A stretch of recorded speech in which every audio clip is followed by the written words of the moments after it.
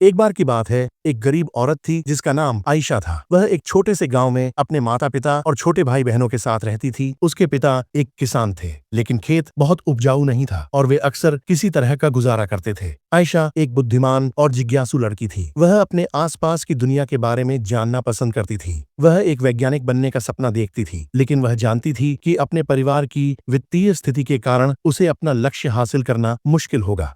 एक दिन आयशा के पिता बीमार पड़ गए। वह काम करने में असमर्थ थे और परिवार की आय और भी कम हो गई। आयशा को अपने परिवार की मदद करने के लिए स्कूल छोड़ना पड़ा। आयशा ने अपने परिवार का समर्थन करने के लिए कड़ी मेहनत की। उसने घरों की सफाई और खेतों में काम करने जैसे अजीब अजीब काम किए। उसने स्थानीय बाजार में सब्जियां बेचना भी शुरू किया। अपनी व्यस्त दिनचर्या के बावजूद आयशा ने वैज्ञानिक बनने के अपने सपने को कभी नहीं छोड़ा। वह देर रात तक पढ़ाई करती थी और स्थानीय पुस्तकालय से किताबें उधार लेती थी। उसने घर पर भी अपने स्वयं के प्रयोग करना शुरू कर दिया। कई सालों की कड़ी मेहनत और दृढ़ संकल्प के बाद आयशा ने आखिरकार अपने सपने को हासिल कर लिया। वह विश्वविद्यालय में दाखिला लिया और वैज्ञानिक बन गई। सीख: आयशा की कहानी हम सभी के लिए एक प्रेरणा है। ये दिखाता है कि अगर हम अपने दिमाग में रखते हैं और अपने सपनों को कभी नहीं छोड़ते हैं तो कुछ भी संभव है। यह भी दिखाता है कि हमारे जुनून का पालन करना महत्वपूर्ण है, भले ही यह मुश्किल हो।